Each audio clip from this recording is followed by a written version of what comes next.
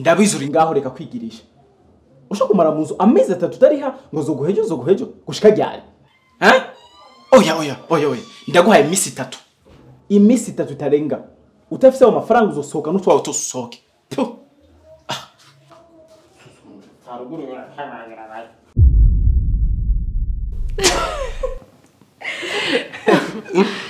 Kanjye ushaka nshaka kubwira. Kigiki? Ana kwishuri tumukora examen kandi sitari hamera y'ishuri. Mujya muntu w'inzu ntakunda mu amahera kandi simwe ngenda bigenza. Shishumbuze ndakubwire rero. Niwihebure sibyo? Mbo tubihimana Imana nibizi. Bikubiha umwanya gusa. Bizo kwiyaranja byo nyine byitondeke. Sibyo? Kandi shishura bizi ndagukunda. Ndagukunda cyane. Batse ko tuzobana mu bigoye byose mu vyiza sibyo? Nushavure bizohe. Cindabigenza gute? Nibizobure ngibizoge. Nanashaka shishu nibi.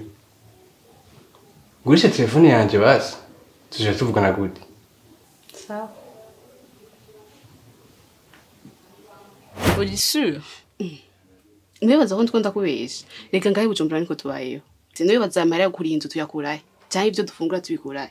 Cyane umusura abona tambaye na fise ntikibaho. Ubura gutamara umukobwa. Zurishinga babanga atamera bafise ngo ndagukunda izo kuri inonzo ndagukunda uzoyiga muhage amutaye muhira ubu nturi kurarira ufise umuntu mukundana uguruka amaso ani ujumbura umviritse wandikira urya mugabo we baratanga amahera ni wowe gusa tusikarambwira cindagiye tuzosubira uzombwira ingene vyagenze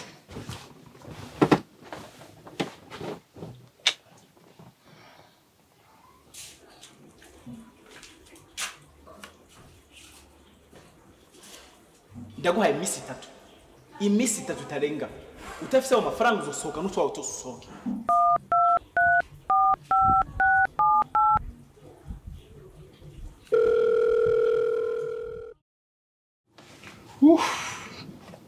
Nabiheruka kera.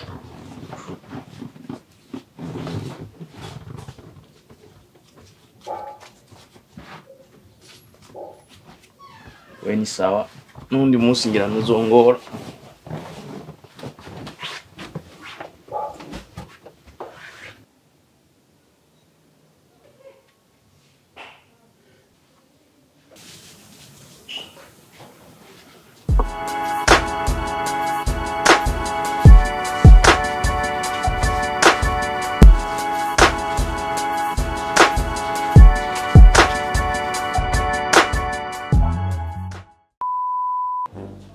Jedite wewe ndabizi ko rigire